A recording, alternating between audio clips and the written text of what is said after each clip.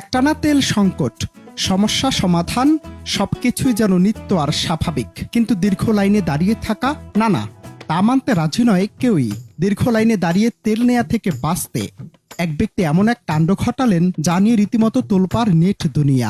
নিজে যদি তেল নিতে যান তাহলে দাঁড়িয়ে থাকতে হয় অনেকক্ষণ, তাই স্বামী তার স্ত্রীর হাতে মোটরসাইকেল ধরিয়ে দিয়ে সটকে পড়লেন যেন নারীদের লাইনে সহজেই তেল নিয়ে নিতে পারেন স্ত্রী। যে চিন্তা সেই কাজ। লাইনে দাঁড়িয়ে না থেকে সহজেই মোটরসাইকেলে তেল ঢুকিয়ে নিলেন তার স্ত্রী, আর যেই না তেল ভরা শেষ তখনই হাজির স্বামী। শুনতে রূপকথার গল্প মনে হলেও চাঞ্চল্যকর এই ঘটনা ময়মনসিংহের একটি ফিলিং স্টেশনের, যা নিয়ে রীতিমতো চাঞ্চল্য ছড়িয়েছে জেলা জুড়ে।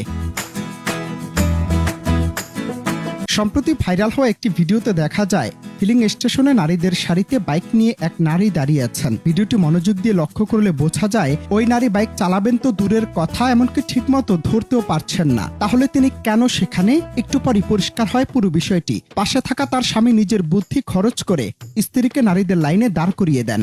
কারণ একটাই, পুরুষদের দীর্ঘ লাইনে দাঁড়িয়ে সময় নষ্ট করতে চাননি তিনি। বুদ্ধিমান স্বামী জানতেন এই যুগে একটু চালাক না হলে ভোগান্তি পিছু ছাড়বে না।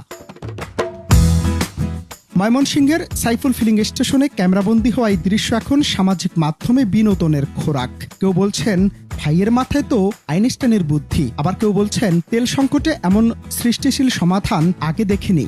নিজের স্ত্রীকে ঢাল বানিয়ে দ্রুত তেল সংগ্রহের অভিনব কৌশল নিয়ে চলছে নানা আলোচনা আর সমালোচনা। তবে সমালোচনার চেয়ে মানুষ বিষয়টিকে দেখছে বেশ হাস্যরসের সাথে। সত্যিই তো, দীর্ঘ লাইনের ক্লান্তি থেকে বাঁচতে মানুষ কত কিছুই না করে।